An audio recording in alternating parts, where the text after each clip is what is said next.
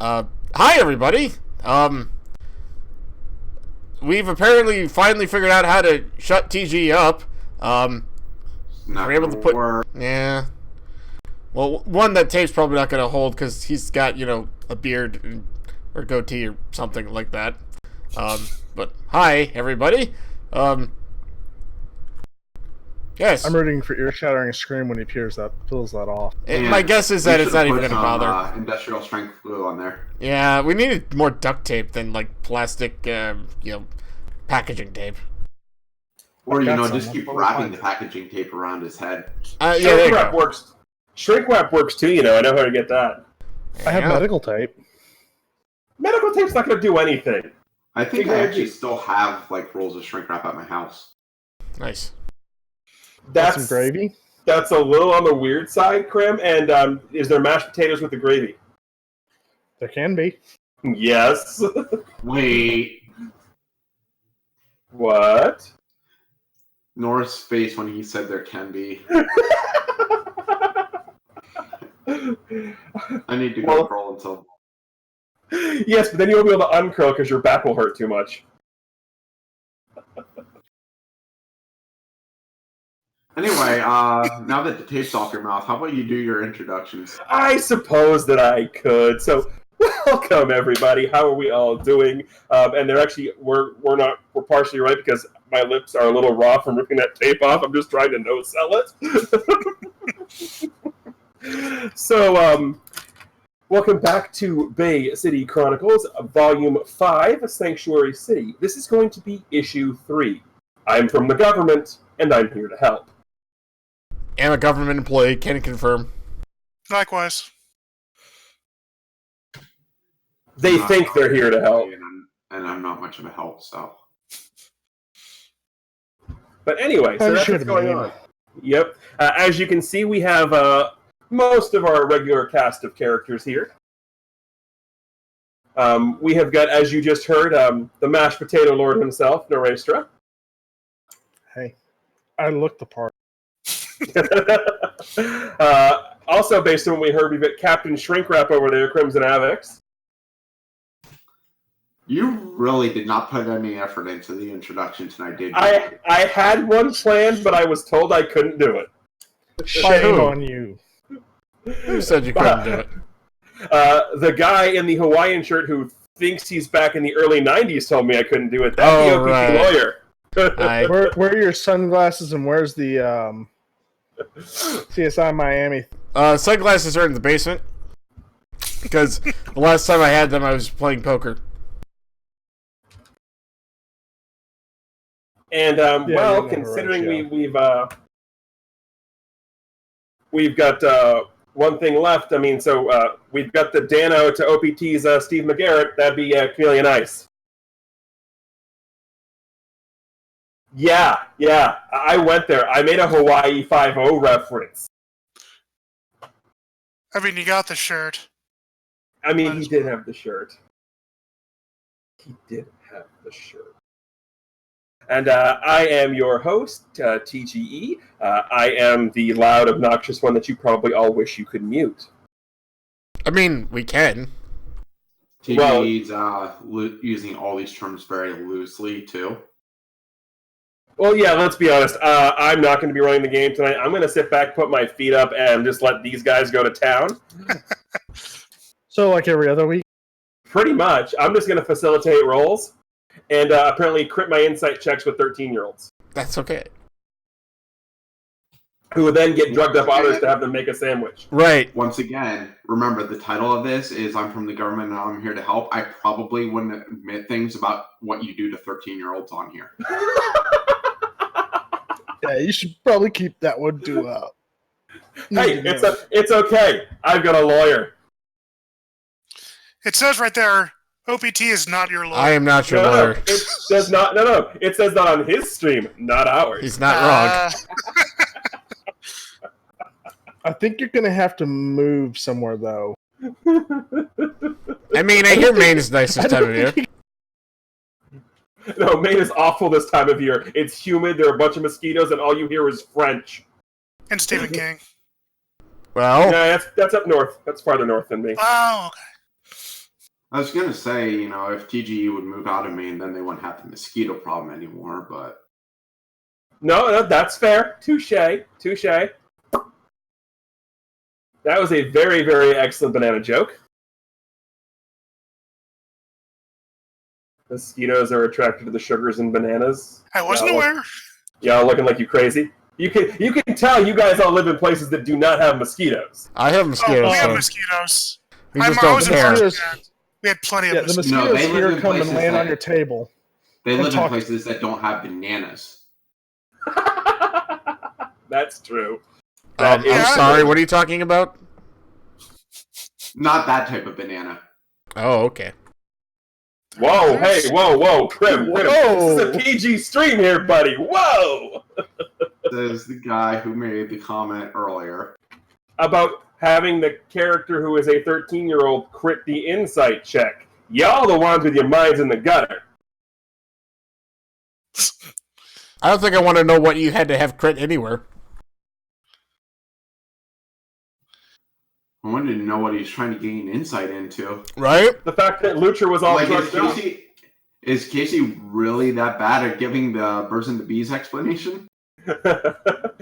Well, he was trying to figure out if Lutra was drugged up, and he correctly got his insight check and had Lutra make him a sandwich. And there's your recap of what happened last week. Lutra made Exactly. Lutra That actually made a sandwich. Last time on Bay City Chronicles. Begrudgingly, mumbling the whole time. Not really understanding why he was making a sandwich, but he's like, fine, I'll make a sandwich. But okay, now that the fun introductions are out of the way, as we said, this is Volume 5, Sanctuary City, Issue 3. I'm from the government, and I'm here to help. On the cover, there is a long picture of a dock, with the outline of a shadowy figure sitting at the end, gazing off into the ocean. In the reflections on the water, you see different scenes from past issues of Bay City Comic. Issues depicting some happier times, some sad times, but all of the characters you've seen and know are there.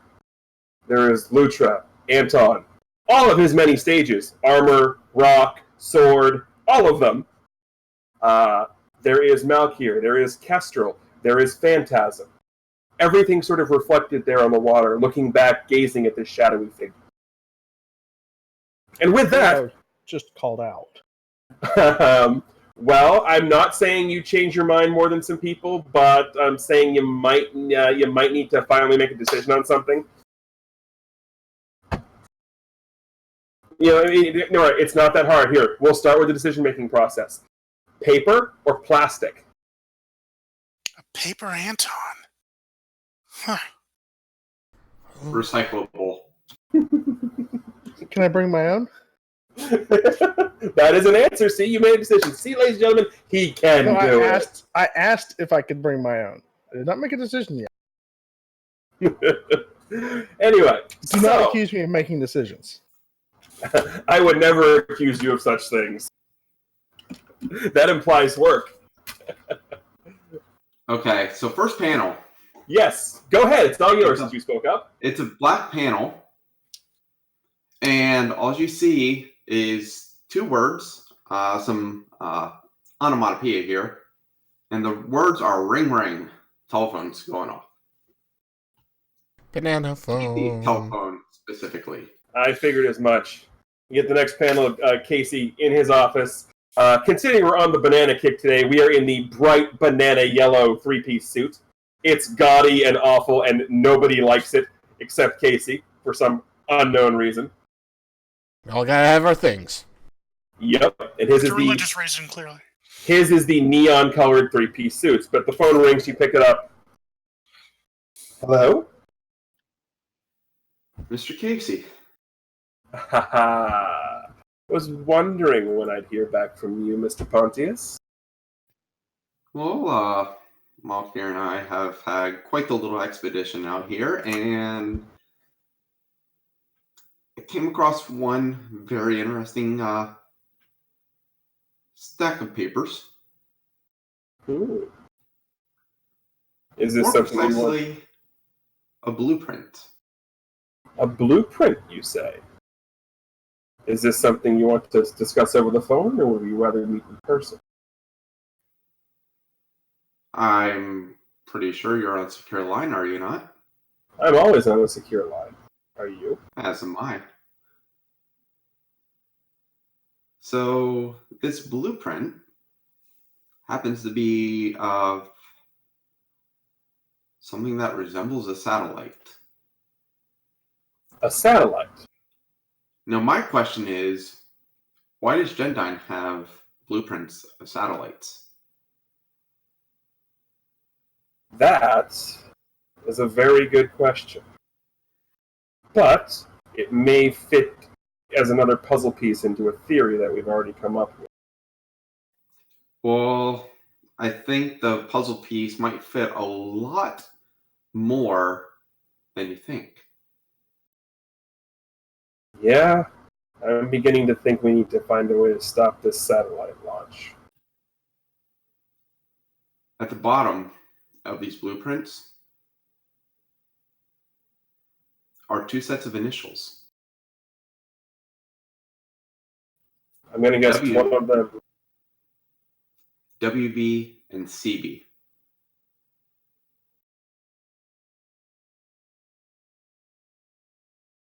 We just get a close-up panel of just the look on Casey's face, and it's just he's gone like pale white, and you can see his mouth starting to form. Like we all know he's getting ready to drop an F-bomb, but you're not going to see it. You're just going to get the. And we're going to scene shift for a minute. So when we last left Lutra, he was in a brand new-ish apartment down by the docks, room 126 to be precise. Kind of figured it was kind of middle of the road-ish, but yeah. Yeah. Well, new to him. It is Casey's property, so I'm sure he doesn't let it decline much. No, but Lutra doesn't know that. No. So this is basically the morning after Hunter came and found you and dropped the lovely little bombshells that he did. And so what are you doing? Bouncing off the walls. Probably just, Lutra's taking some time. You just see various comic panels of him just sitting at a desk, writing furiously, sitting at his piano, playing notes here and there, going back to the desk, writing furiously, and zipping about, because he's, on Blitz, so he's jumping all over the place.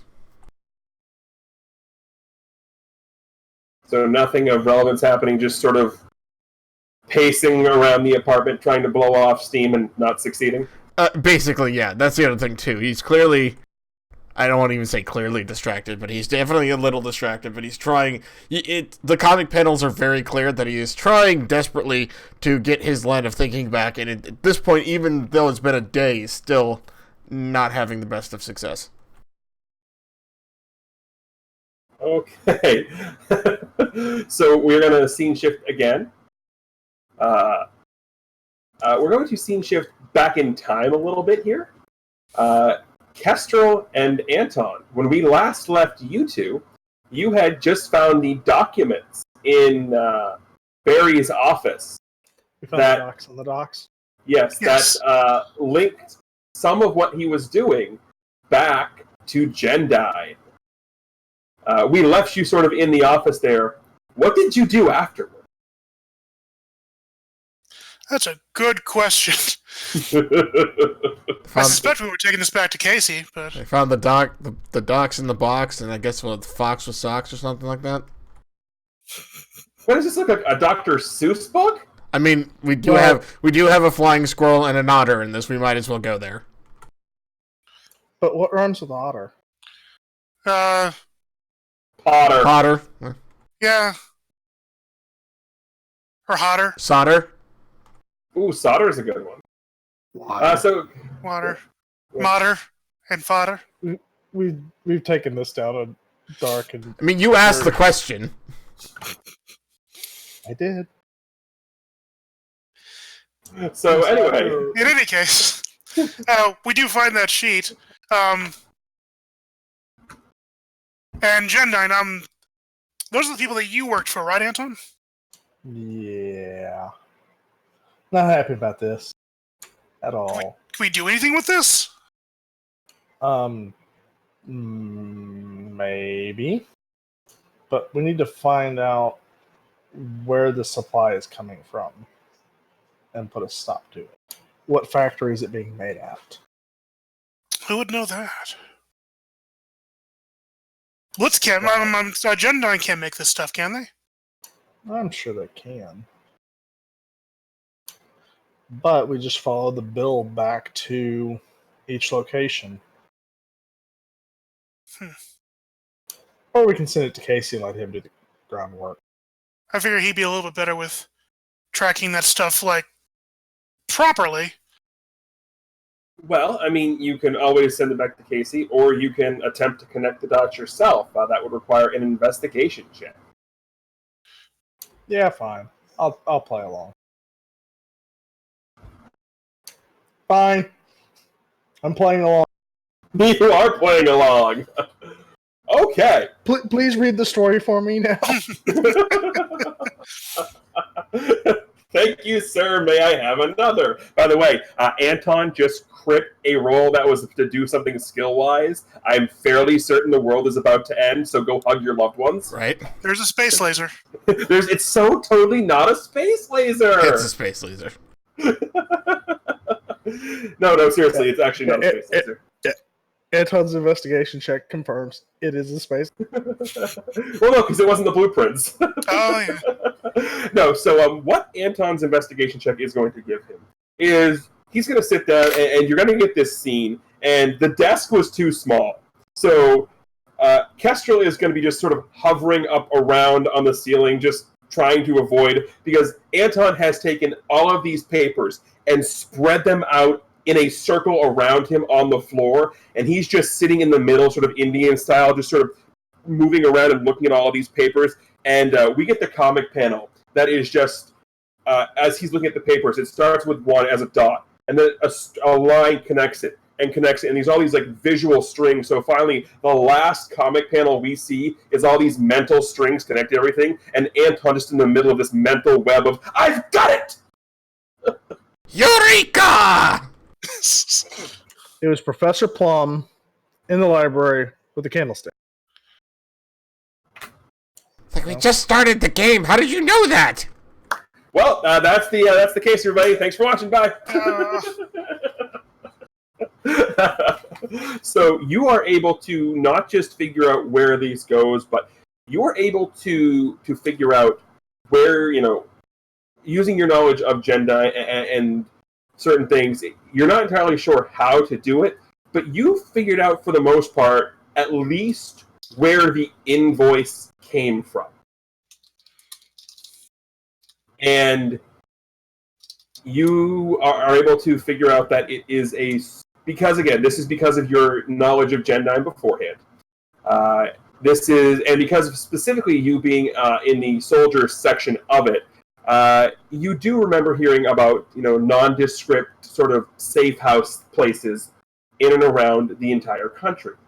You know of one specifically here in Bay City that is, completely nondescript, doesn't seem like it, it wouldn't draw attention to itself, that type of deal. It's kind of like the apartment above the coffee shop, but you know it to be a Gen 9 place, so I'm using that as the example of it's an apartment above a coffee shop. But in reality, what's going to happen is you know where this place is. You know what this place looks like. Why don't you tell everybody where this place is and what this place looks like? And who's working there? Curse you. Don't crit. You'll die. So this is like you said, generic restaurant, coffee shop type location. Kind of downtown that they house not necessarily rejects from the programs, but people who've gotten too far into the program and then have left for some reason. Hey, Kestrel. Yeah. Get the car. You can drive, right? Do I look like I need to drive? Do I have to do everything? If you could fly, we wouldn't be having this conversation. You can drive the car. That way we won't get pulled over. That's probably a good idea. Yes. And just as a reminder to everybody, this is the car. Car montage. So we are going to drive to the location. And as we're doing this, Anton's kind of explaining to Kestrel what we're going to encounter in here, which is, these are going to be people who understand Gendine. They understand the A program more or less of what's going on, but they've been kicked out of the program. And Gendine's housing them for their own internal security, not these people's security. So are they dangerous?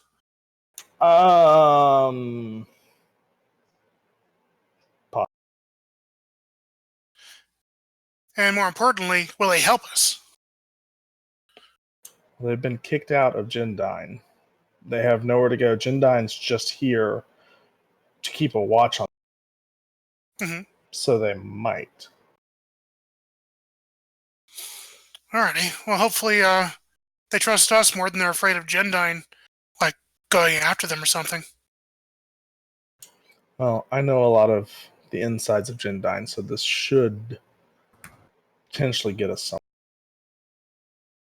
Alrighty. And Well, I'll make sure to follow your lead.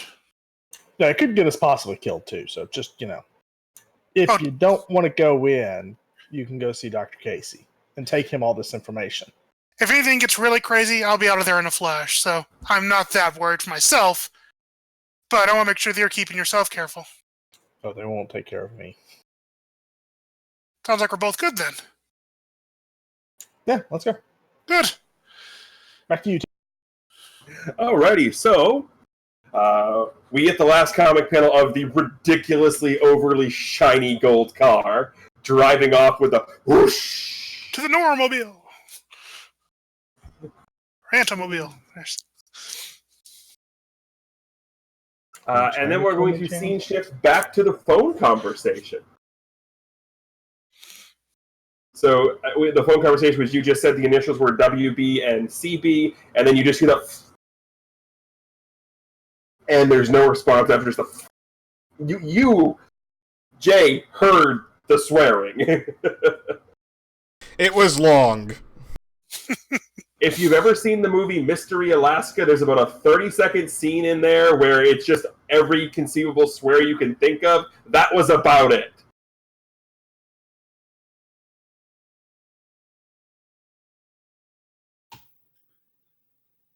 So, Thomas, I have to ask you, just from everything that I've gone through here, does the name Kevin Baker ring a bell? Should it? Kevin Baker was one of the board members at Gendine back when these blueprints were being drawn up. Okay. That name, in all the stuff I've looked into, that name does not ring a bell. Apparently, back years ago, when Carla was with you as Wendy, she was being funded by Gendine. And yes. And in the time after she left you with and took Hunter, she apparently did very in-depth research. But somehow this Baker found out that Hunter was your son and threatened to blackmail her, and went to the president of Gendine, who you affectionately know, Yep. and told him that not only would he blackmail her, but he would blackmail him and take the company under. And I'm assuming this is the part where you tell me he's been dead for a while. I don't know where he's been, but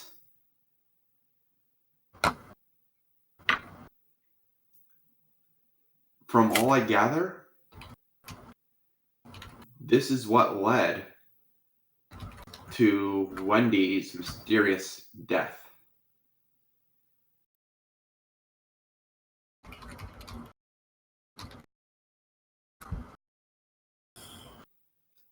Oh. This was a CYA type of deal. Yeah. And then, miraculously, Wendy dies. Kevin goes missing. And all of a sudden, Viridian comes about. And what do they happen to be developing? A giant satellite. Quite a coincidence, don't you think? I would normally say I don't believe in coincidences, but I've seen enough crap over the past year that I can't honestly say that. Also, one other thing before I hang out.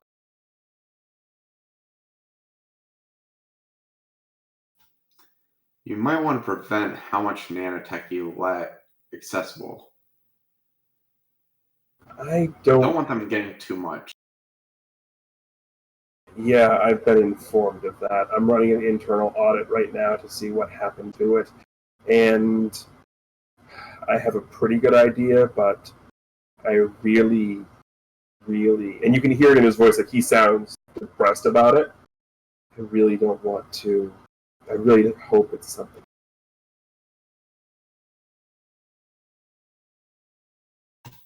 Anyway, I'm going to be packing up some papers here. And, well, just like all the good detectives do, no one will even know I'm here. And I shall be returning to Bay Cities. Good. It's nice to know you two didn't kill each other. Yeah.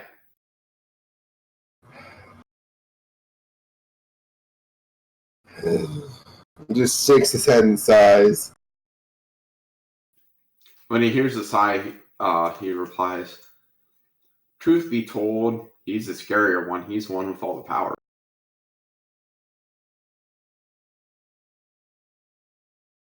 You get a response back, "Yeah, but you're the one with all the connections." And there's just a click.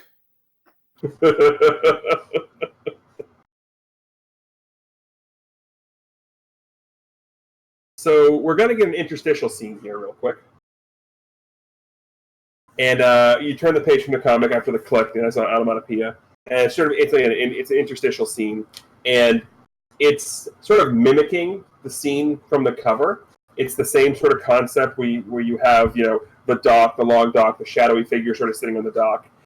There aren't any reflections in the ocean this time, but the drawing of the shadowy figure is a little bit different this time.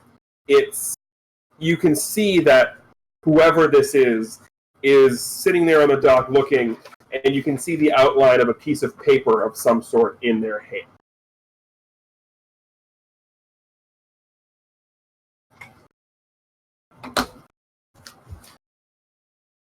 Alrighty, let's go back to room 126. Okay. What is now happening in room 126? Well, what time of the day would this be, sir? Whatever time of the day you want it to be. Alright, well, not having any food at the place, he's going to head down to the docks just to grab some things that he neglected to in his leaving real quick. He's out of granola bars and whatever. Packages of Swedish fish. So he's gonna Let's all be thankful that the Blitz doesn't come in Swedish fish form. Yet. Right. Hey Barry, I got this new flavor idea for you. No. It's in testing. No, kidding. No, he's gonna go down to the docks and he's gonna be shopping around for some fish. So amazingly, he knows the best spots to buy them. He does know the best spots to buy them. How observant is he being on his way down there? Pretty observant. Okay, then he can go ahead as he is walking down and roll a perception check.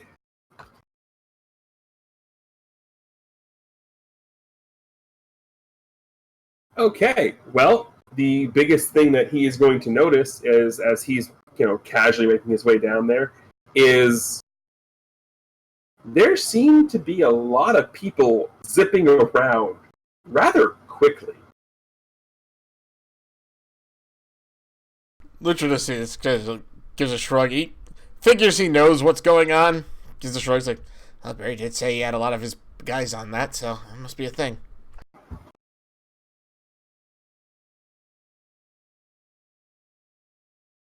Though he does give a little of it look just like shrug. He shrugs like, well, that's their thing. Okay. So why don't you go ahead and describe for everybody the fish vendor? So, he goes to one of the people he's worked with many, many times. She has been around the docks for a very long time and is probably the best fishmonger that Mr. Perkins, the guy who owns the shop that Lutra used to work for, is probably one of the best fishmongers that this person has ever employed. She is an older lady, but, she loves what she does, and she loves gutting and cutting fish. And as I said, it's very, very good at it with the different knives. Like, it's one of those shows that she's got 5 different knives up there, all for specific different things, and you can order anything and any cut of anything, and she gets it for you faster than even without, say, Blitz speed, it's faster than you could ever have seen. So she sort of looks at you. Didn't think I'd be seeing you around these parts again, sweetheart. How you doing? Oh, well, why not? Of course I'm going to come to the best place I can find to buy fish. Usually you're just taking it right off the boat. You never come see me anymore. Well, okay, yeah, but, I just, I decided to take a break from this thing I'm working on, and I just need to get my mind clear, so I thought I'd come by and say hi. Also, looking for some amazing salmon. I've got a new kitchen I gotta test out tonight. Oh, I think we can do that. We just had a couple of co-hosts come right in off the boat. We talking whole fish. You want it filleted? How do you want it, sweetheart? Why don't you give me the whole thing? 2 of them, actually, because I can pack a few of it nice, and it'll be great for a few days. So she get the comic panel for digging in, and then we hold up the 2 fish, and they are some good looking fish. Those look great. Thank you so much. Not a problem. You know how much they are. I don't gotta tell you how much they are. You know how much. Yeah, he's already in the process of paying her with whatever cash he's got left over. Okay. So you now have 2 fish. Lutra nods. He nods at her, thanks her. He never really smiles during the whole thing of it, whatnot, but he's cordial enough. So he gives her a nod and says, thank you very much. I'll see you around. I may be around here a little more than I was before. And she gives you a big smile. It's good to see you, sweetheart. Absolutely. Bye. So Lutra goes ahead and he's gonna take his fish. He's gonna start heading back towards his apartment. He is not running at supersonic speed because, as I said, was serious. He's taking a mental break from his song. So, but the fish wouldn't survive. Right, and then there's that. So yeah, he's taking time enough, I should say. Not that he's that. I don't think that's that far away from the docks anyway. So.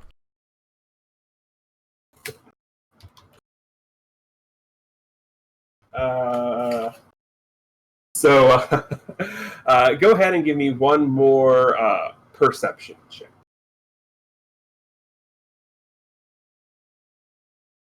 Come on. You've rolled a 1 and a 4. Well, who's just got fish in his hands now? It's hard to concentrate on anything. In that case, you are not going to see this. Go ahead and roll me an acrobatics check at -5 because you're distracting holding fish. So you step on something. You're walking, you're happily get the fish, taking a mental break, and you step on something, and whoop! Ah! We go auto over tea kettle. Ow!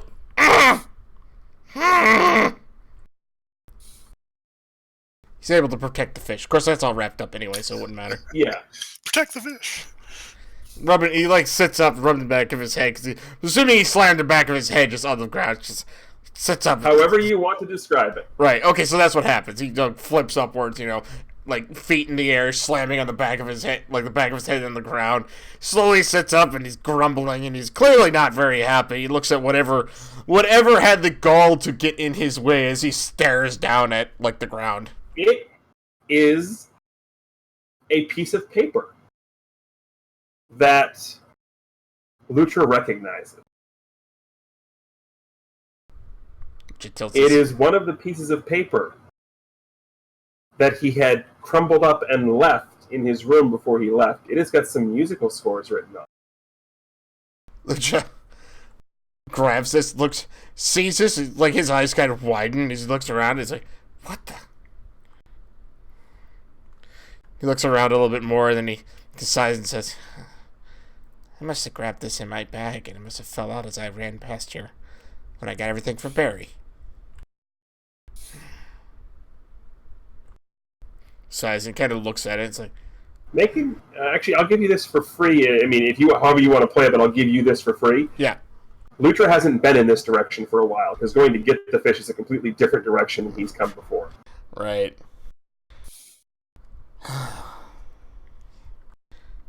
He's like, maybe the way I wouldn't have gone. He gets up and he looks around. What happened? Make a perception check.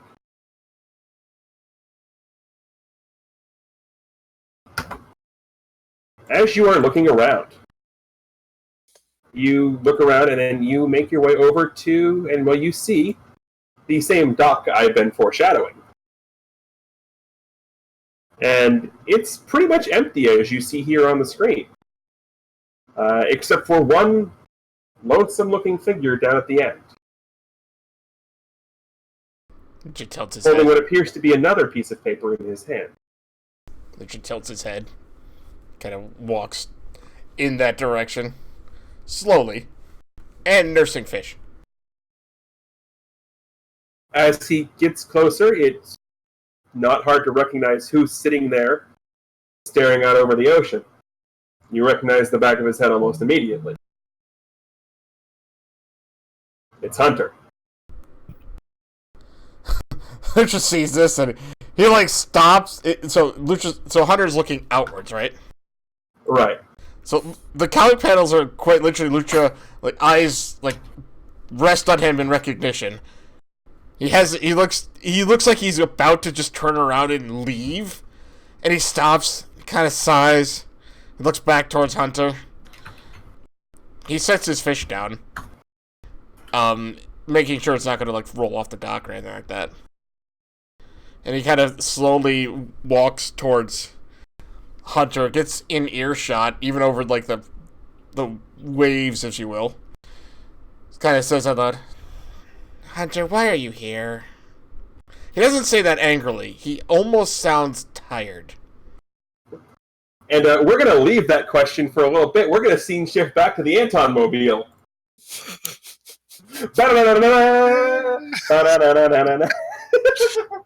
Anton.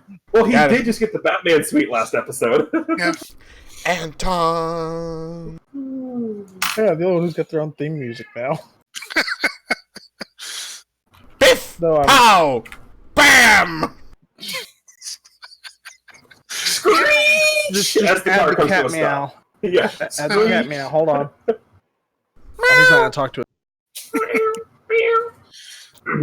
So you guys have arrived at this very nondescript location.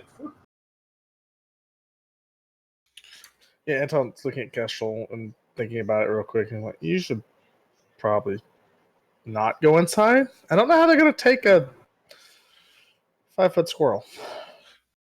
2.5. Oh, you're 2.5? It's a 5-foot otter or a 2.5-foot squirrel. Ah! You weren't there for the Tell me first about episode where we had this discussion.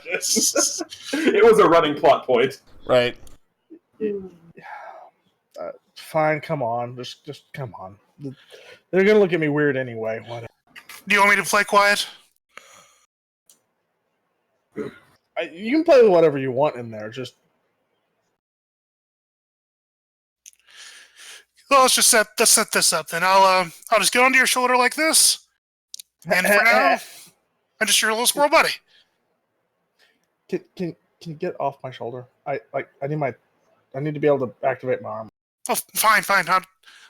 I don't want I'll you follow you trapped on in the it. ground. Right. So, describe what it looks like as you make your way to this nondescript safe house / office. That looks like a Upstairs. giant office. Okay. Up. When you get into it, there's cubicles. It looks like a nondescript office. okay. No, fair enough. It's those partition cubicles that you can knock down real easily, though. Nice. So there is also the main desk there, and sitting there is an older-looking woman. And I'm apologizing ahead of time because y'all brought this up into our little chat here, so y'all getting it now? And just what exactly brings you here, honey? Are you on the list? I made the list.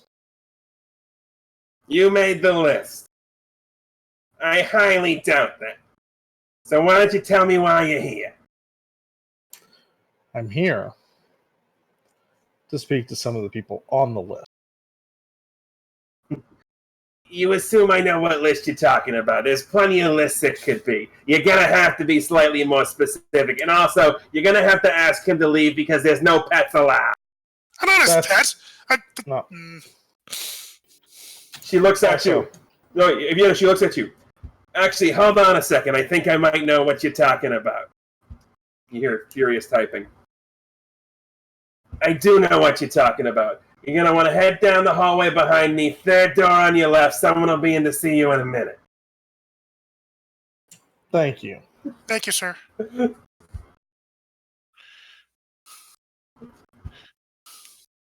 Also, as you we may get have into the- noticed TG's voice also used in Monsters, Inc. Yeah, clearly. I'm always watching you, Wazowski. Always watching. So when we get into the room, after I shut the door, the first thing Kestrel, this isn't right. They knew we were coming. Yes. A voice comes over the intercom. Oh, no. We didn't know you were coming at all. But, Mr. Wolf, it is so wonderful for you to finally come back and bring us a new specimen for Project Farah. There's no other people but me here. At this moment, you just see Anton immediately activate the suit and the weapon. You're gonna have to take him over my cold dead body. I mean, that can be arranged, but I suggest you stand down because I'm willing to make a trade for you. And a screen comes down, and it is obviously a live action shot of your house back in Midnight City. Take a hero point for me invoking your relationship complication.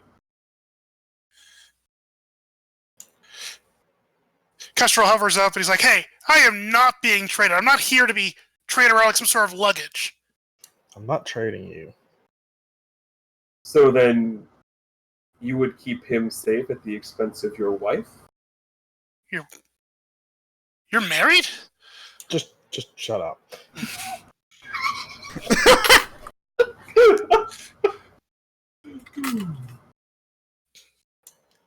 I'm not trading either of them. Oh, you're going to have to make the choice. So I'll be nice. I'm not here to make a decision. I'll give you a half an hour. Figure it out. What do you want with this thing anyway? There is no response. You can make an insight check if you like. Why not? 20 is all you need because you also have eidetic memory, which makes 25. Project Farah was the same project that they were doing when they were studying Lutra. Oh, yes. And now I remember. When a 2.5 foot tall talking squirrel enters and talks. So is this pretty bad news? They're going to be out of some cosmic radiation, though. Well, this is bad.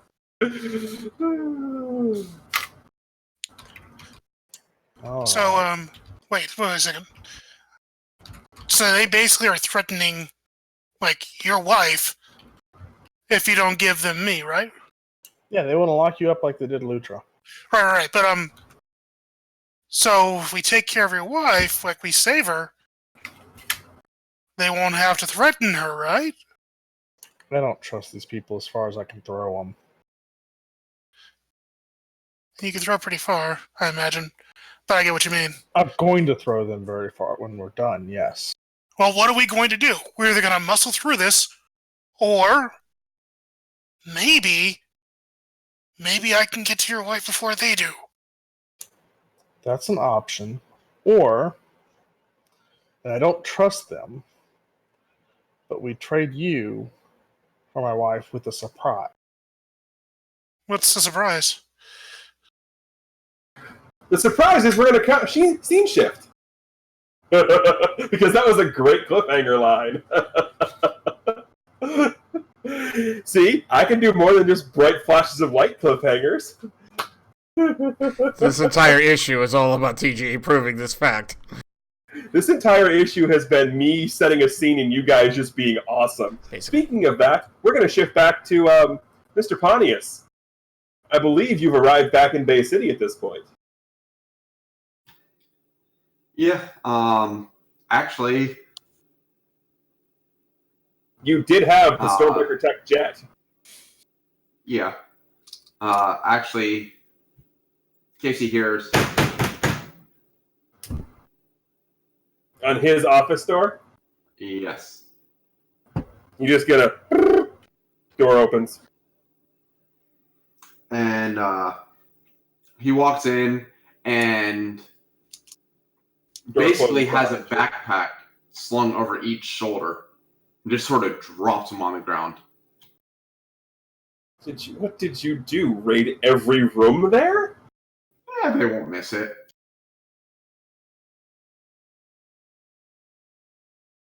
Sort of... Are these all... blueprints? Blueprints, documentation. Oh, and there's one that you might be interested in. And he hands them a manila folder. And all it says on the folder at the very, very top is Hunter.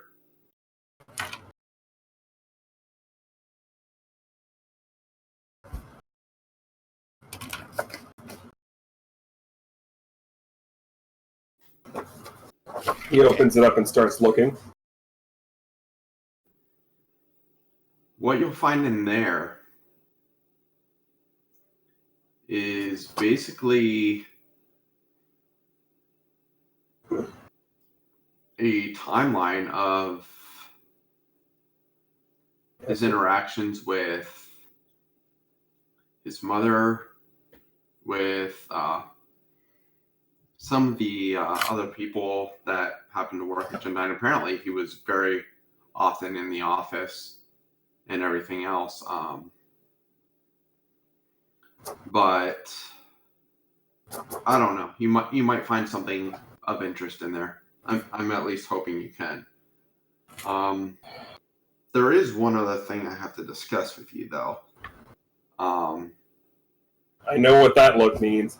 He hits the button and we get the... Out of GMO for a second, what is it about your characters and the Steel Room of Doom with you and Casey? Seriously. Don't worry, Jay's not going to try to kill him. Yeah, I'm pretty sure we've determined Jay can't. Jay has no powers. Jay has a gun. Persuasion. Yes, the power of persuasion. Right. And Jay actually does not carry a gun on him. Oh, nice. Okay. No. He just convinces Casey to kill himself. He was very much at Malkir's mercy on that trip. So anyway, the panel shifts to black, and there's like a little like it's like speech bubbles, but the text is like blurred out, so you can't really see what's being said. And then it opens back up, and he's like, "So apparently, they may be the ones that have been compromising your nanotech." Yeah, that makes sense considering everything that was just learned. But well, you know he's going to want to ask you about it and possibly bring them in for questioning. yeah, he's no longer here, though. That's the problem. He left. Well, you know he has connections. You know he has the ability to find people. I didn't say I didn't know where he was. I said he wasn't here. Well, that's not my job. That's just... Well, you can tell him that if he needs to get in contact, he knows how to get a hold of me, and I'll get him the information he needs. Just tell him to be gentle. He's always gentle. Well, Not his level. Not his really. level of gentle. His level of gentle involves, and you just get the sort of look. And he goes, "Yeah, it's not something I can refuse as much as I want to." But also remember that you don't know I came to you about something he wanted.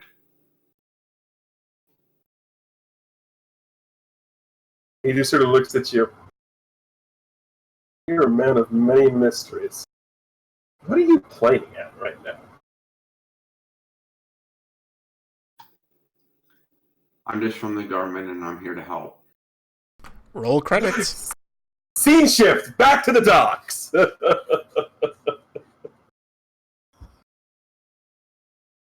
Well, I'm here because...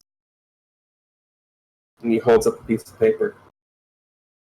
But I didn't think you'd answer the door. Door doesn't have a peephole. It probably would have. Lucha looks like he's about to say something, and then he's kind of strangely looking at the paper and looks at the one he's still holding. He's like, "What are you going through these for?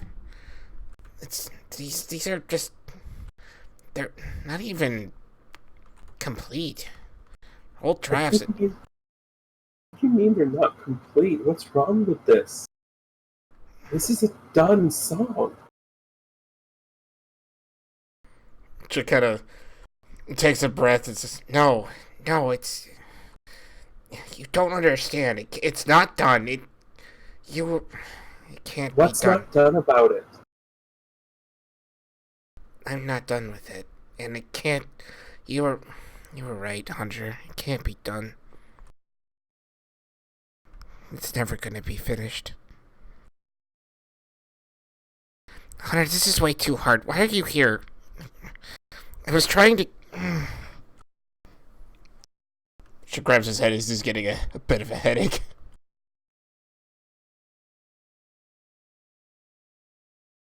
Because I thought that if I could show you that you were done, you'd go back to being the Lutra I know. Hunter, look. Don't. Look, no. Hunter, it can't ever be finished. Because if it is finished, that means I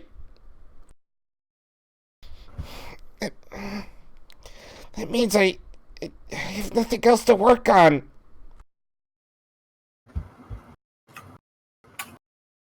He's not looking at him. He looks very much like he's in pain right now. Why do you need something to work on? Because I can't stop moving. Maybe you should. No! No! Find. He looks scared. Like when he says it, he's like, no! No, if I stop, I remember. What's wrong with remembering? Because it hurts.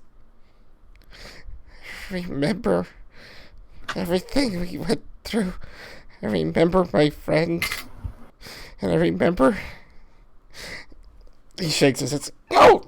That's what the Blitz has done for me. It makes me keep moving. It makes me keep going so I don't have to remember. He actually falls kind of backwards onto his rear end.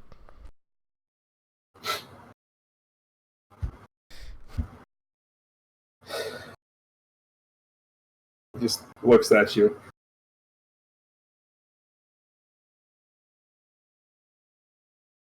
I don't know why you're afraid to remember your friend. It's not that I'm afraid to remember him. It's that I'm afraid to... It hurts. It hurts too much. He's gone. He was so important to me. You don't understand. You don't even remember. It's not your fault. He helped me so much. I'm such... I learned it was okay to be me. He helped me so much. And he's gone. I don't know what to do about it. And it hurts too much to remember. I don't want to remember.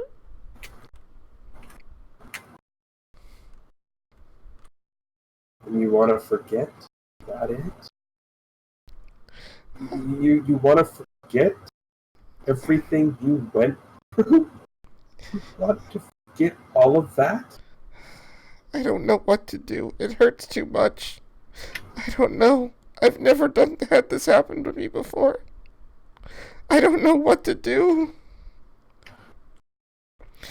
At this point, Lutra kind of reflexively reaches into his jacket pocket, and he pulls out one of those bottles of Blitz, and he actually starts to open it, and he stops, and he kind of gasps. He's like, ah! And he actually throws the bottle outwards, like over Hunter's head into the ocean. There's a smile that comes across Hunter's face, and he just goes and rushes in and gives Lutra a hug. Ah! Hunter, what have I done? I can't stop. No, you don't understand. I tried. I can't stop. I need it too much. I didn't even realize I had that on me. And let your friends help. Let us help. But, Hunter... Let us help you. But, Hunter, what if I lose... What if I lose you? What if I lose someone else that I care about? It hurt too much the last time.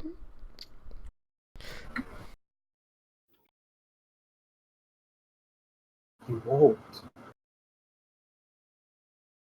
Because if you let us help you, then we'll all be there to make sure that doesn't happen.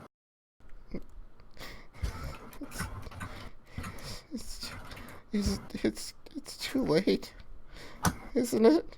No, Well, it's not too late. I'm not going to force you to make a decision. But you said you needed something to try and figure it out. I find that sometimes just sitting here looking out over the ocean can help. Calm sound of the waves, looking back at your reflection. Try it. It helps. I'm starting to feel a little sick. It happens when I don't have that too long. Hunter, I don't know what I've done. I don't know what I've done. I knew what was happening. I tried to push everyone away because I didn't want... I was right before. I am an idiot. Lutra, I don't care. Just come home.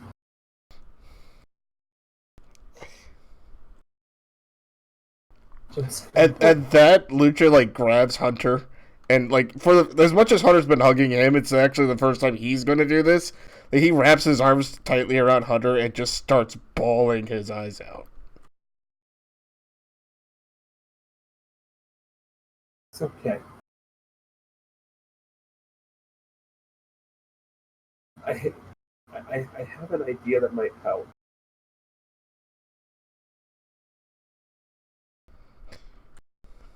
After a few minutes or so, Lucha finally kind of sits back, and he's holding his head because he actually doesn't look well. He looks like he's starting to get like the shakes.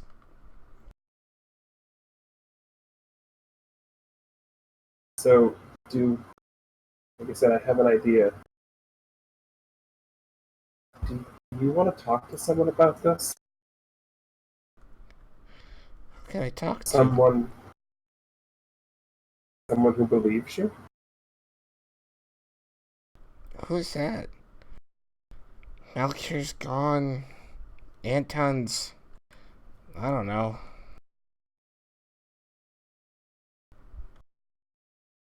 And the last scene of this is going to be a voice bubble from off screen. It's just, hello, Lutra. And we are going to shift back into the locked room. Also, we apparently have, over the course of that, we have several $1.50 donations that just say, Pet the Otter. Aww. All right, so in the locked room, so Anton begrudgingly is at this point deactivating the Anton, and he's taking it and actually moving it up to his shoulder, just an shoulder guard now. He's like, all right, I'm giving you the squirrel thing. I don't know where he came from. I'll turn him over. That's the smart thing to do.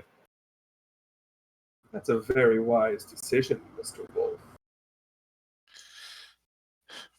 At this point, a door opens and there is just a string, probably 10 deep, of just what you know as the prototype Gendine suits. And that's a lot of suits. Yep. Yes. And the front one is holding what appears to be a collar of some sort. Okay, now. Yeah, as soon as the door opens there and those guys start to march in, Kestrel blindingly zips up to Anton's shoulder, grabs hold of the Anton device, and transforms that thing into a pile driver to go into the door that's locking them into the room.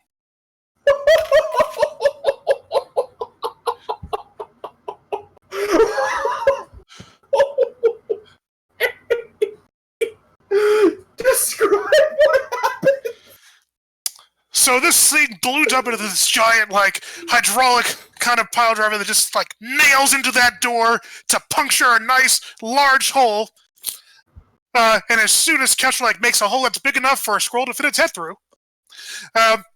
he drops the Anton on Anton, and zips right through that open hole and blasts his way as fast as he can out of the building and down towards New Orleans. Which he's spending a hero point to increase his movement speed for flying, which puts him at, I start off at 32,000 miles per hour. 64,000 miles an hour. Okay, I did the math. It took me 14 minutes to get there at my normal speed. So it's going to take you less than 7 minutes because you used a hero point? Yes. So as you arrived to the house in New Orleans, Midnight City, which I have a panel for that. Oh, geez, okay. We have the house. I have a panel. You were correct in assuming what was going to happen, Anton. As Kestrel, as you arrive, you are arriving on scene at the perfect time. There is what appears to be a full-on 6-person hit squad entering the house. They're just going in there already? Oh, yeah.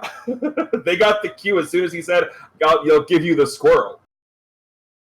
But the cue was for them not to hurt her. Oh, well, whatever. He was correct in assuming what was going on. Well, as Kestrel sees these guys, he arrives at the home. He's going to do, we said there's 6 of them? Yes. He's going to get as close as he can and do one of his special maneuvers, localized sonic boom. Don't bother rolling for it because they are all mooks. They are not expecting the supersonic squirrel. So go ahead and describe what happens to you. What happens is Kestrel whips around at the speed faster than sound, basically in a small area around those guys or next to those guys, and it creates a massive shock wave of sound that deafens and disorients them. Like, it kind of knocks them for a loop. Not only does it knock them for a loop, because these are mooks, they get the full extent of everything, they are just sort of strewn away. Like, one of them's in the bush you see up in the corner. Another one ends up blown up so high that he's laying on that little crevice of roof between the two pointed sections. Another one's draped over the fence on the left-hand side there. And they are just wrecked. After catching his breath for a split second, he rushes inside to see Mrs. Wolf, and without even waiting to let her recognize him or know anything about what he is, he kind of starts rattling off like, "Anton, Wolf, you're in trouble. You got to get out of here." He said, "Go to the safe place." She'll just let him go. She'll just look for a second. "Can you get me there faster?" If I could try. She just looks and goes, "Okay," and takes your hand. Okay. I don't know where the safe place is, so you have to tell me. She will whisper it. She will give you the direction. Okay. He says, "Oh, hold on tight. I don't care how many people when I do this." Okay, and he kind of gets his arm flaps to glow, and here we go, and zips off to the location. Fast, but not dangerously fast. We just get a panel that is Kestrel flying away, and then just the flapping, flowing body of Dr. Wolf in the panel, lab coat fluttering in the air, because yes, she has the lab coat at home. Of course. Of course. Never leave home without it. Right. Yep. And the location that she gives you is a very interesting location. I will DM it to you so you know where you brought her. But we're going to go ahead and scene shift back. Anton! The squirrel just pile drove the door and zipped off to save the day. You now have 10 battlesuits facing up against you. Oh, jeez. What do you do? So Anton's just gonna calmly kick the Anton up into his arms, activate it. All right, let's.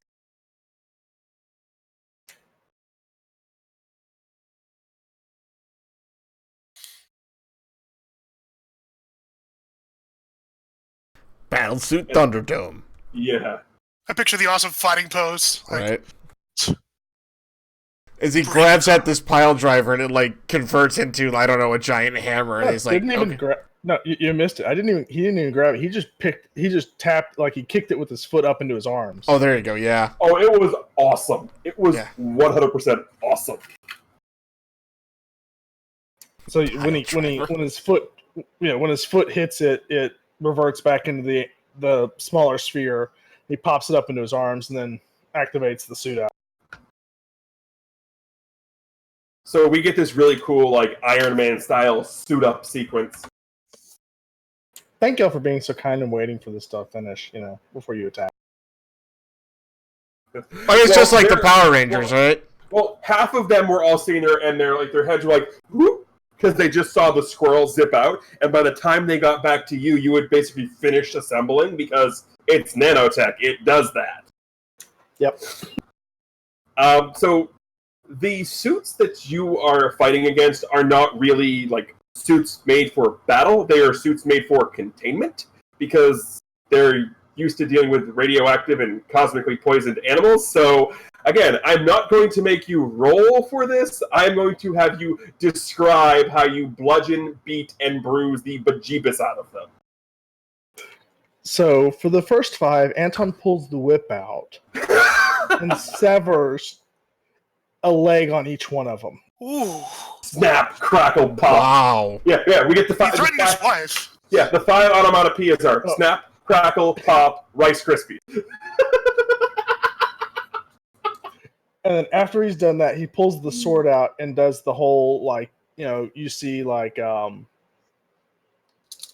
Link doing the sword dash, like kind of with the Pegasus boots, kind of charging just straight through, slicing the rest of them down. So we get this really awesome comic panel of Anton slicing through them. And, we get him walking through. He's running out the building. And the next comic panel is just the 5 of them just standing there like nothing happened.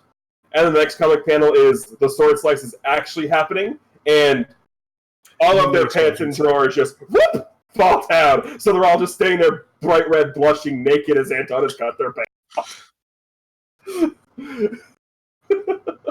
And I'm assuming he runs back and punches them all as well.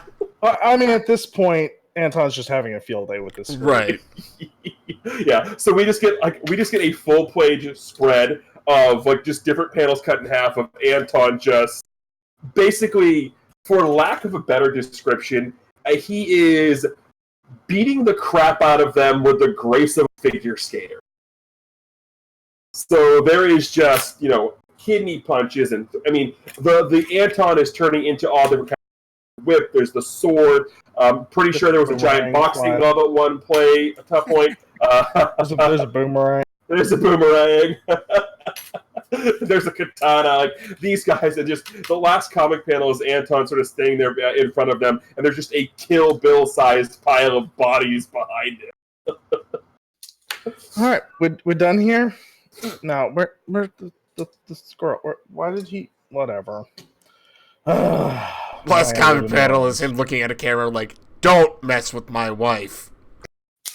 Well, at this point, yeah. I don't know how much, like, verbal communication there was little, but Anton knows what Kestrel's up to. Like, pretty solidly knows what the squirrel's up to. Anton also knows that the way these cells tend to work is that, aside from the secretary, usually 10 people is about the amount there, so he's pretty sure he has run up. So on the way out, Anton's going to knock the secretary out, too. Oh, she fleed. She fleed as soon as the screaming started. Dang. She annoyed me. What do you mean she annoyed you? So before Anton leaves, though, he is going to rummage through the entire building, collecting all documentation out. Okay, so if you're doing that, that would be an investigation check. Okay. I will describe what you get later. And by that I mean you're going to describe what you find later. So, Mr. Pontius, what are you doing now? I am, well, I have Casey's office just scattered with papers, going through and sorting everything and stuff like that. I'd imagine Casey's probably looking a little irritated, actually. He's just looking at you. The papers You know I have a conference room for this, right? Yep, don't care.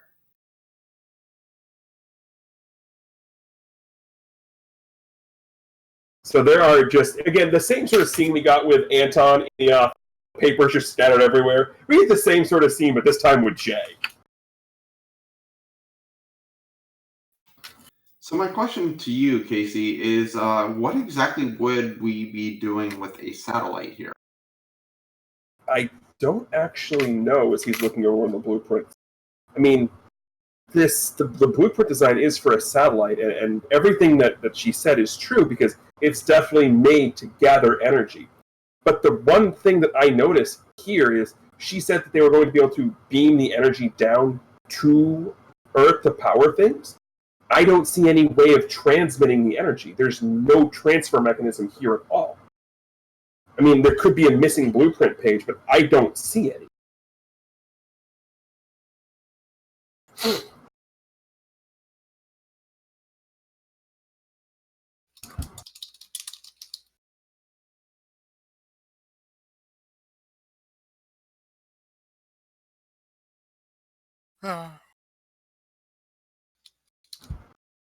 Is Grim talking? But, So, yeah. Okay, ran again. So, not only is there the concern of that, but there's no current structure on the Earth that could take the amount of energy that this laser would be transmitting without totally overloading the circuitry of an entire city. So there are no blueprints for a building to receive all that energy. What are they, like, not only do they not have the equipment set up, but they don't even have anything in concept to receive all that energy. Like, the amount of energy that would be sent down here, I mean, it basically equates to about 10,000 nuclear bombs. I mean, there's no good way of juxtaposing that energy anywhere. I mean, you're right, there's no way to receive that. There's nothing that could receive that. So that leaves with two options, really. I mean, option one is the obvious, it's an actual space laser that they're going to use to threaten and get whatever the heck they want. Option two is a bit more outlandish, and I trust you are smart enough to figure out what option two could potentially be. I have option 2, 2.1, 2.2, 2.3, 2.4 floating around in my head right now. The big thing is the energy that I'm reading from this has me really concerned. The conceptualized data here, when I sent it to him, he came back and gave me a name that I did not expect. What name was that? And it just goes to a black screen. I believe that would be the player telling me. So we shift back, and the Hello Lutra scene, the panel from that was the comic panel had shifted to Hunter had dragged Lutra back to the apartment, and that's when we get the Hello Lutra scene. So, at the moment, the comic panel is Lutra's the apartment's kind of living space. There's the sound of running water coming from the bathroom, like the bathroom sink, as Lutra is attempting to like throw water into his face or something, and he's grunting very hard. He kind of comes out. He kind of like slowly saunters out, but he looks. If it's possible for an otter to look pale, he looks pale. He looks. I mean, he looks completely disheveled. He looks emotional as hell, and he looks sick. And he looks sick. I don't know what to do.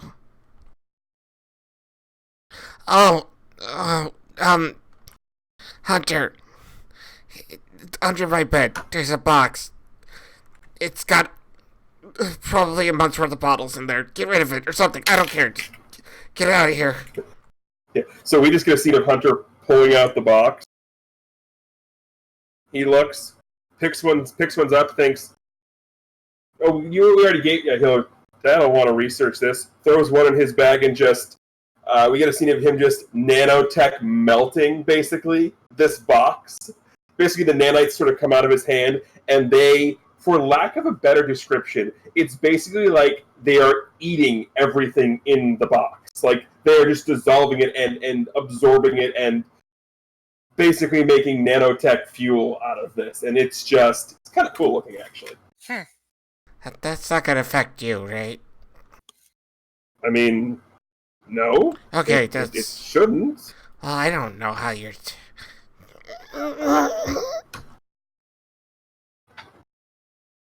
Lutra kind of collapses into the sofa. At this point, we get the knock on the door, the opening, the hello, Lutra. And, I figured, no, we had that hello, Lutra at the docks. No, it makes more sense for it to happen here, actually. Oh, does it? Okay. Yes. And then we're going to get that. No, Hunter's going to go over, open the door, and, for those of you who don't remember what he looks like, that's the character sheet. Yeah, I forgot I had the picture. Anyway, Ven walks into the room. And the first thing that happens is he looks at Lutra, and it's been about 4 months since he got his power, so he has a cool little new trick. He sort of makes a sort of gesture with his hands, and because it's the comics, we can see it. He throws a little green-tinted wind at Lutra, and for the time being, the symptoms have at least been temporarily stymied. Ven?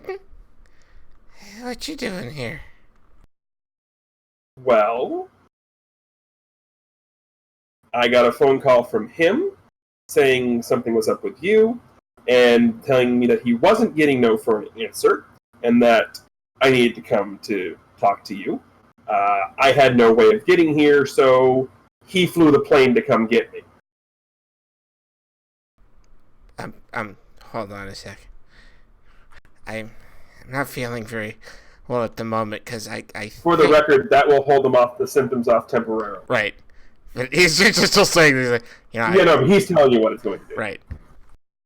I have a thing. Did you just say Hunter flew the plane? Well, more like went in, programmed the autopilot, came to get me, and then flew back, yes. Okay, so I thought you said. How your dad's going to be Lutra's in no state to make an insight check on why that's extremely significant. No, not at all. I know why. No, he does know why. He said it, didn't he? Like, Lutra's just not in a state to comprehend. Fair enough, right? I think your dad's gonna be mad he took the jet out. Just never mind. Okay. Ven, I screwed up. So I've heard. And Ven looks at Hunter at this point. You should probably get home and apologize for wasting the.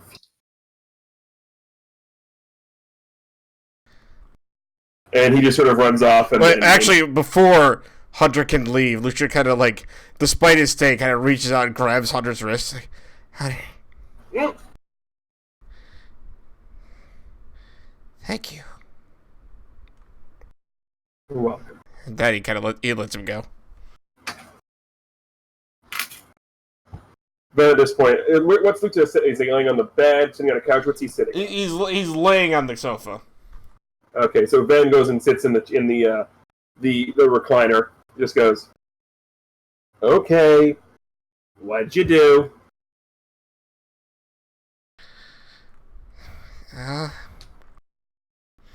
No one believed me about Gale.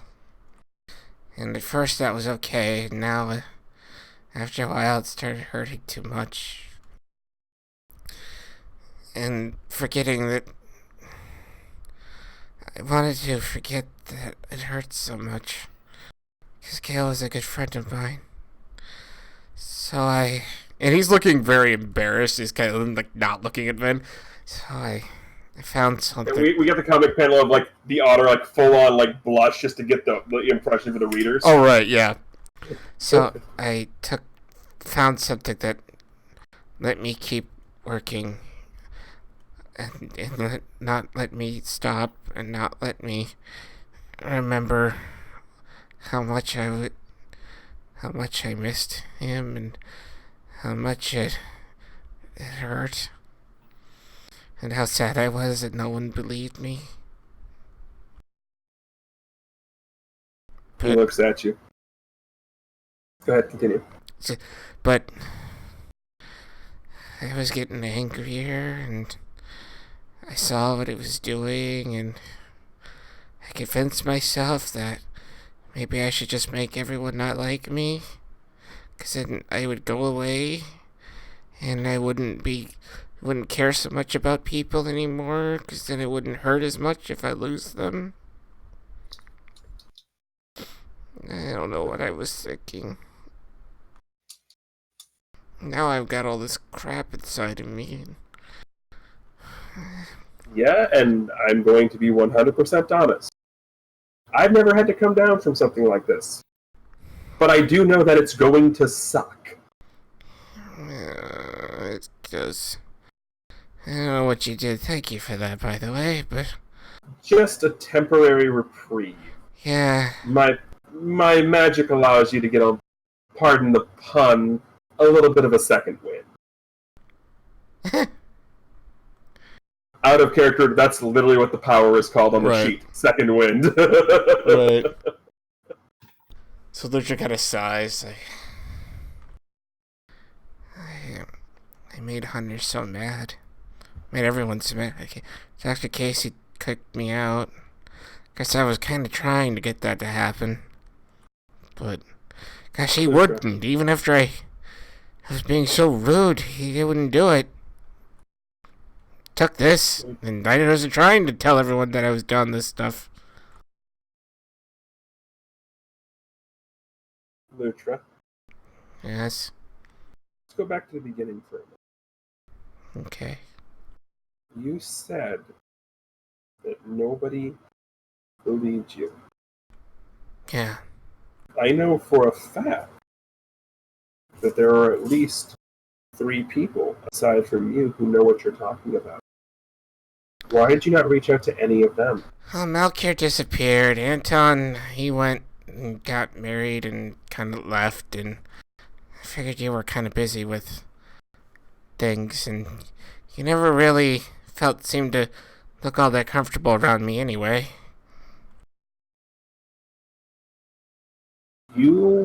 When I first met you, I had just been kidnapped by a crazy assassin and her twin sister, tempted to be killed for something I might do and become in the future. And the first thing I see when I wake up is a 5-foot-tall otter trying to give me a hug.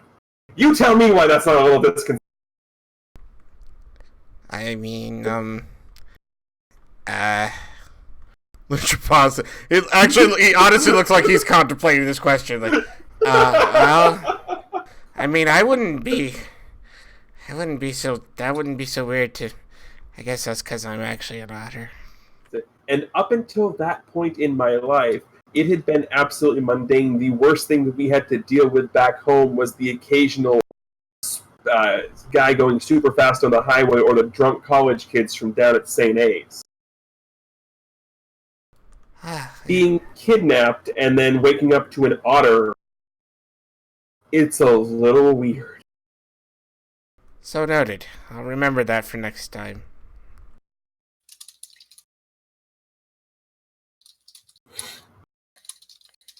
But that still doesn't mean you couldn't reach out. I didn't know. Honestly, I think I was... No, I know what I was doing. I didn't want to get hurt again, so I tried to push everyone away because it hurt too much. The problem with that is once you push away the people who care, there's no one left to care, and emptiness hurts more. I was starting to get that. So hard too. It's one of those things. Is I did it. I finally had gotten Hunter to be so angry at me. He left, but he wouldn't, because he's like that.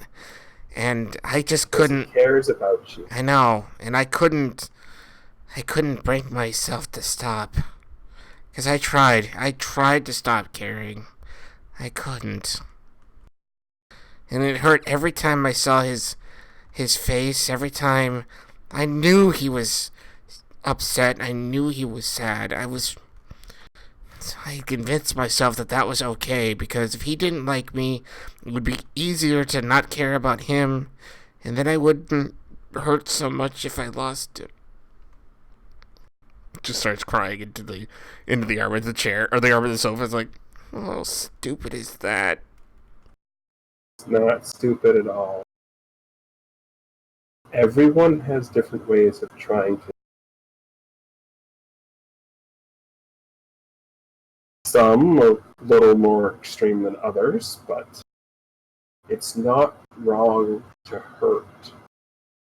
It's not wrong to angry, upset. Pick your word. It's wrong to push away the people who care about you. And now back to a squirrel. So what do you do after dropping off Dr. Wolf at the aforementioned location? At the undisclosed location, after Yes. dropping her off, I immediately say, "Sorry, Anton probably needs me. Bye," and I go back to rush back towards Bay City. So we get this amazing scene. We get the Anton posing with the stacks and stacks of Kill Bill bodies behind him. And just as he's going off to find the information, Kestrel shows up. Hey, I'm here to... Well, that was looks like you handled yourself pretty well. How is she? She's safe. Don't worry. There were some guys who were coming in there to hurt her, and I took care of them. So yeah, you were right. They were gonna bilk us either way. But first, let me just say, that is so awesome. I mean, that your wife's really nice. Yeah. So did you find anything? Don't threaten my family. That's the lesson. And then we get the dispersed out scenes of them just going through and finding all of this paperwork. They have tons of paperwork here. Yeah, It's like- on every. Like, you thought... There's some stuff on Project Pinnacle. There's some stuff on Utopolis. There's some stuff on the mech suits. Various different. One moment, You please. might want that to study. And if you want to show up Tuesday,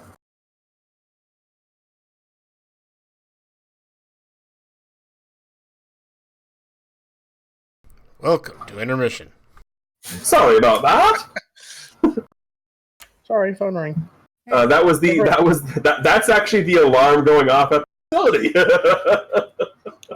We should probably get out of here. But there's stuff on all the various projects that these people were related to. There were some that were working on Project Pinnacle on Lutra, some that were working on some other nondescript projects. Some interesting stuff on the mech suits and the research on nanotech that they were doing. There weren't any, like on the off chance, there weren't any actual subjects here. Like, they sound like they're ready to collect me. To collect anybody else here? Odds or evens. Oh, here we go. You asked Odd? the question, Chammy, so odds or Jam, evens. I'll say evens. As a matter of fact, there is. Well, okay, let's rescue this poor soul.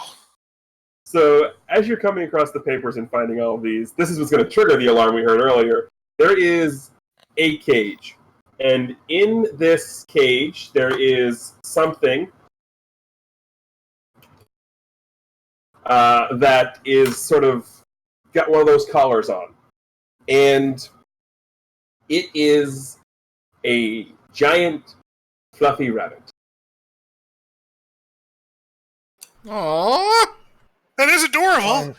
But why is there... And it's about 3.5 feet tall. Oh, dear. No! Yes! We're not running a petting zoo here. We at least gotta get him a safe home! It's wearing a giant red posh coat and has a pocket watch. We gotta take him home! Anton pulls out the phone and calls Dr. K. You do not get an answer. He is currently indisposed with paperwork about his son.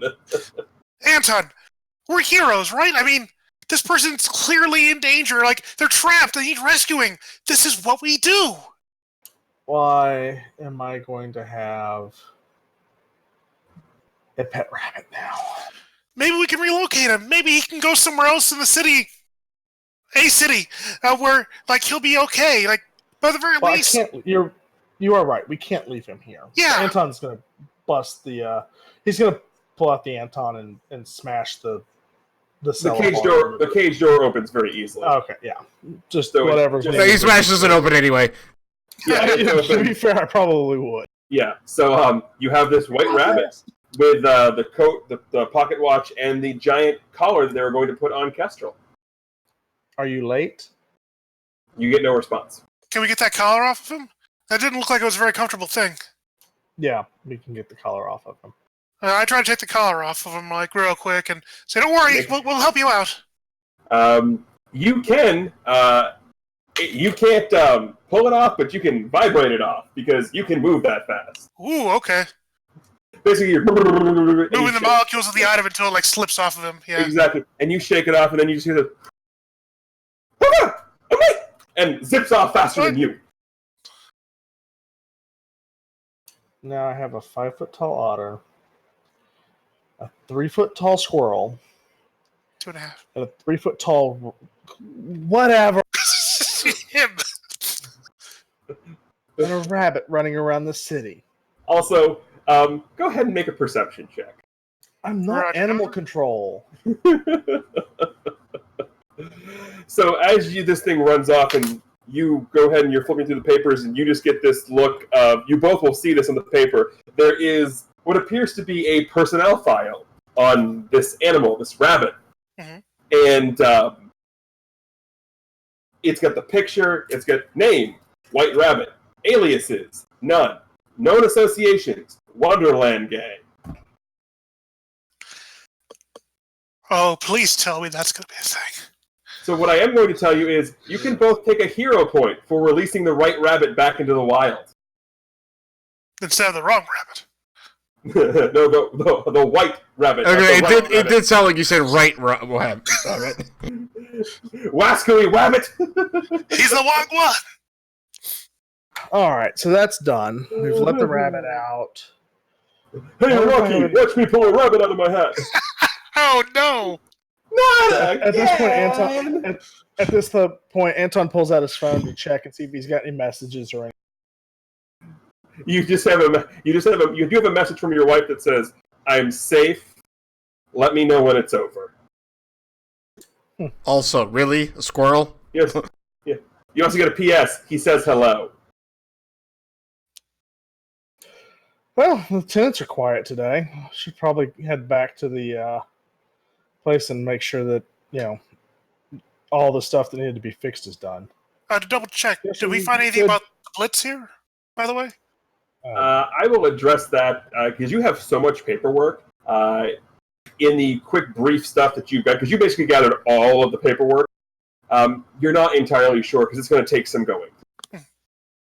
So Anton's going to pack it all up, and Casey's provided me with the digital scanner at the place. I'm going to get it all digitized and sent over to... So Anton's going home. What is Kestrel doing?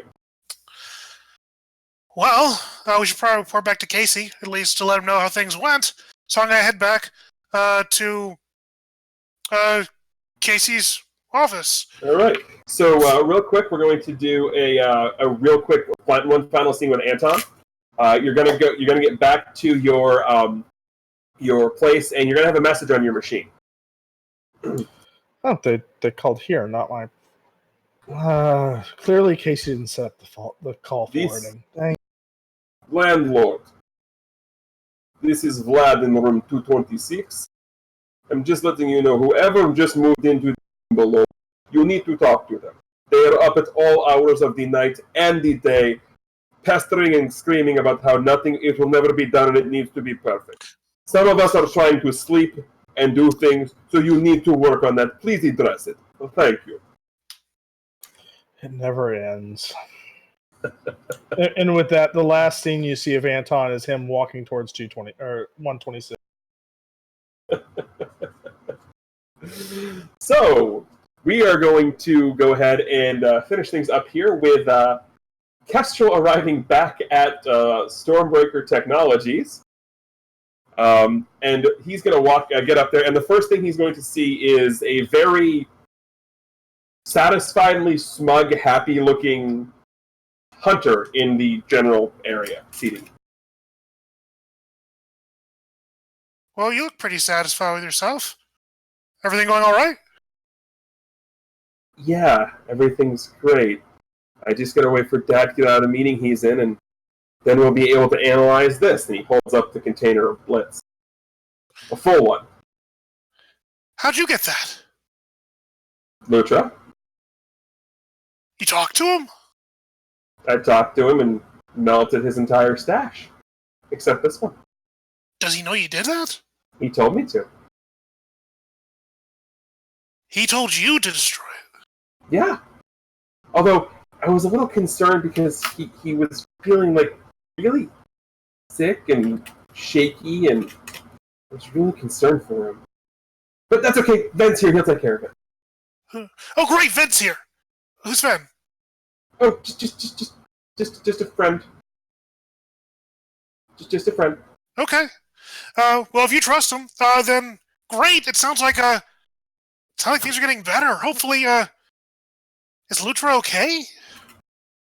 I hope so. Should And we go get him? Oh. No, he'll if Ben needs us to go get him, he'll let us know. So, you ever play Mortal Kombat? I've dabbled. Want to play? Yeah, sure. So the last scene we get of them is just the final drawing of Hunter and Kestrel sitting on the couch, both with controllers, and they're just playing Mortal Kombat. And the smile on Hunter's face is just, this is the first time, since you only met him a couple days ago, this is the first time you've seen him genuinely happy. Aww.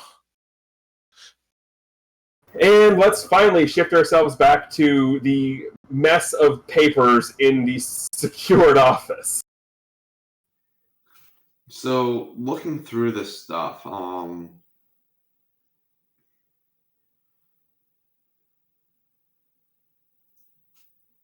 Jay's like just trying to recall a lot of information that he's received and stuff, and then realizes, oh geez, I need to, go actually check on the update for what I'm here with the government for, with the, mutant registration and everything else. So he looks over. Hey, Casey, can you unlock this place? You can keep rummaging through the papers, but I need to go grab my laptop quick to send information back to the government. Yeah, hold on a sec. Just, you want to pull those papers away from the door so you can get out and not have anything sneak out? So he grabs the papers, very neatly, like crisscrosses the stacks so they're still organized, even though they're like in one pile now. And he takes them over to Casey's desk, rummages around, like even opens Casey's desk to find a big binder clip, and puts one on him and sets him there, and so he walks out of the room to go back to his apartment to grab his laptop. Yep. So, what do we got? Well, as he's going to leave, he hears Mortal Kombat. So he Get glances over at the yeah, so he glances over at the TV and does a double take, slowly walks and looks over the couch. Mr. Kestrel. He totally cheat. What? Finish him! And next thing you know, there's Hunter as Scorpion just uppercutting Kestrel's character. Who's Kestrel playing as? He's clearly going to be playing as Cabal. Yeah, so just uppercutting Cabal into the acid pit. Fatality. Can I help? Get back to your game. I'll let you get back to your game. You don't know me, but my name is Jay. I'm from the government, and we've been looking for you. Looking for us? And cut. Wow. Huh.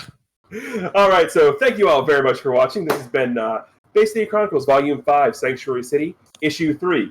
I'm from the government, and I'm here to help.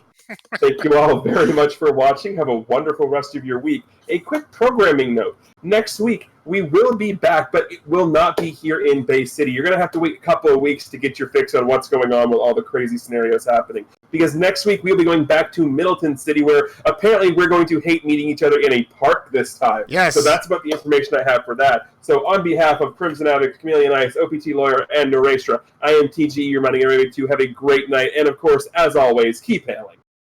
Bye. Good night.